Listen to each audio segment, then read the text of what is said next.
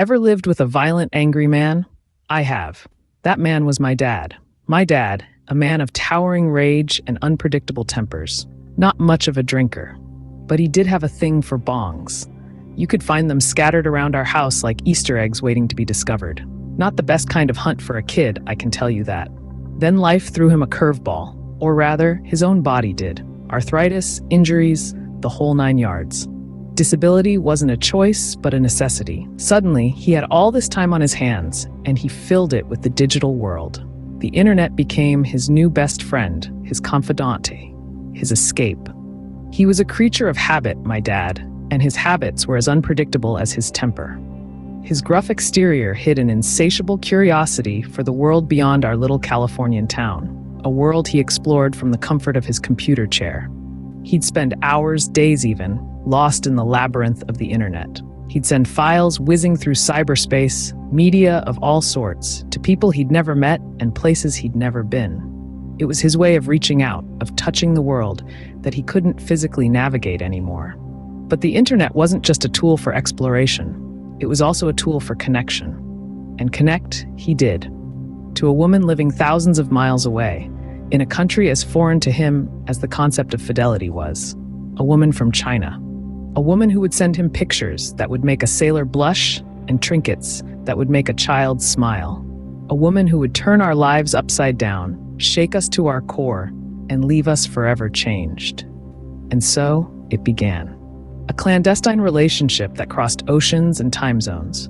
A relationship that was as complex as it was baffling. A relationship that was conducted behind my mother's back, behind our backs, behind the veil of the internet. Opening, this wasn't just any woman, she was from China, and my dad met her behind my mom's back. Once my dad's life became a blur of arthritis pain and disability checks, he found solace in the vast universe of the internet. In this digital cosmos, he stumbled upon a woman from China, the land of dragons and silk, a woman who became a secret chapter in our family's story. Their relationship blossomed in the shadows, away from my mom's watchful eyes. They exchanged media, files, words, and emotions. It wasn't just about them. Soon she started sending gifts to us kids and the family. Random knickknacks, tokens of affection, or maybe guilt, arrived in the mail. A tangible reminder of this woman we had never met. Then, the plot thickened. She decided to visit Canada, a land just a couple of states north from us. My dad, driven by a force stronger than his usual lethargy, embarked on a road trip to meet her. Our house was left behind, a silent witness to his escapade. About half a year later, it was my dad's turn to cross the oceans. He ventured to Hong Kong, the city of skyscrapers and dim sum, for an entire month. A month of mystery and anticipation. What was happening thousands of miles away, we could only guess. Meanwhile, at home, we were left in the wake of his sudden absence.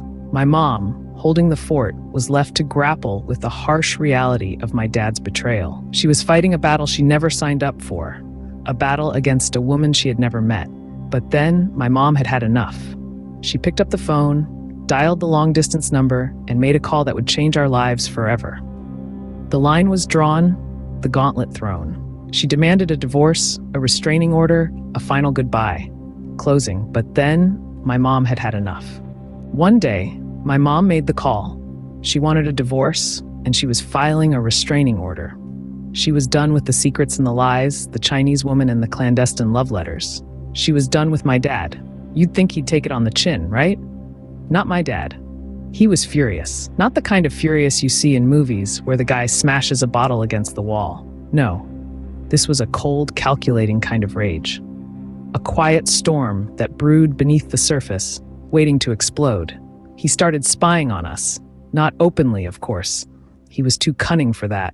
He'd check our house calendar when he thought we weren't around, trying to keep tabs on what we were up to. His presence was like a shadow that never really left, a chilling reminder of the man he used to be. Then came the sabotage. He'd take things from the house, random things, like he was trying to erase himself from our lives. And when that wasn't enough, he started messing things up. He put fiberglass in my brother's gas tank, sugar in my mom's, a little bit of chaos to shake us up, to show us he was still there, still watching, and he would rant. Oh, how he would rant. Crazy nonsense about my mom's side of the family, wild accusations that didn't make any sense. He was spiraling, losing himself in his anger and resentment. But amidst all this chaos and confusion, something strange happened. My dad changed. He quit cigarettes, started losing weight. He bought a house a couple of towns over and threw himself into remodeling it. It was like he was trying to build a new life, a new identity, away from us. But the anger, the fury, it never really left him. It was there, simmering beneath the surface, a ticking time bomb waiting to explode. And then he changed. My dad quit smoking, lost weight, and bought a new house. He was a different man. Now, you might think this transformation was a good thing, an evolution from a troubled past, but you'd be wrong. Sure, the physical changes were evident. He was leaner, healthier, but on the inside, he was the same volatile man, and maybe even more so. He was like a wolf in sheep's clothing, this new appearance masking the same old anger. And the tension within our family? It didn't dissipate, it grew. We were walking on eggshells, waiting for the next outburst, the next crazy antic. This new house he bought, it was a couple of towns over, an attempt at a fresh start, maybe. But it felt more like a fortress, a place where he could plot and plan without anyone looking over his shoulder. A place where he could continue his vendetta against us. Even though he was physically healthier, his actions continued to be toxic. He was like a ghost, haunting our lives. He would sneak around, taking things when he thought we weren't there. He spouted crazy nonsense about my mom's side of the family, stirring up trouble wherever he could. He was even messing things up, like putting fiberglass in my brother's gas tank and sugar in mom's.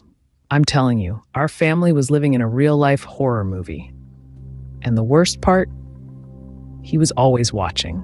We found out he was checking our house calendar, keeping tabs on our every move.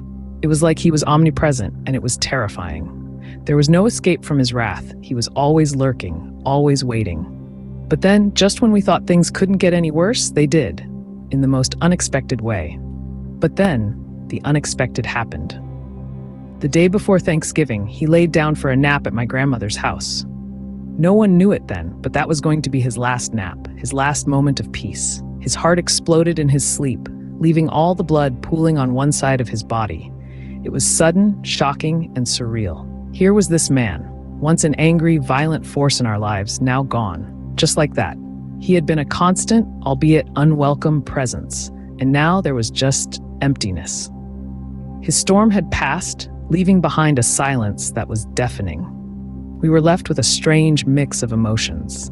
Relief, yes, because his reign of terror was over. We wouldn't have to worry about what he might do next, what new horror he might inflict on us. But there was also grief, because despite everything, he was still our father. We had hoped that maybe one day he would change, that maybe he would become the father we needed him to be.